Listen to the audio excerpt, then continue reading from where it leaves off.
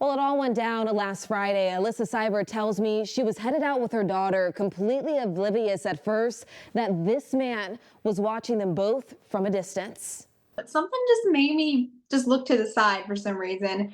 And I just see this man in our yard, not on the sidewalk, but on the yard, just fidgeting, walking around. And then all of a sudden, Cyber says the man began to approach her car until he stood only inches away from the passenger's door. And as I'm hitting lock, he's trying to pull for the handle. And as soon as he hears the lock, he takes off running.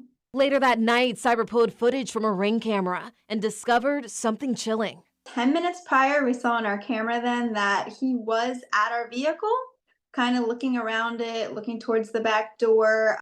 And then I believe he did a loop around the block. And then that's when he came back to the truck. And that's when we saw him. And Seibert says police were unable to locate the man, but she described him as a white male, likely in his mid-20s or 30s, with dark brown hair, dressed in a blue long-sleeve Penn State shirt and Vans. Seibert tells me she can't help but think what could have happened if she hadn't noticed him. I think he would have gotten the vehicle. I don't know if, he had any weapons or anything on him, but I think he would have told me to drive, to go away with my child and I in that vehicle. But one thing is certain, Seibert says, and that's remaining vigilant as she continues to keep an eye out for this man. She's also spreading a message, hoping it will reach many people in our community. Always think about the what if, so if something did happen, the next steps to take.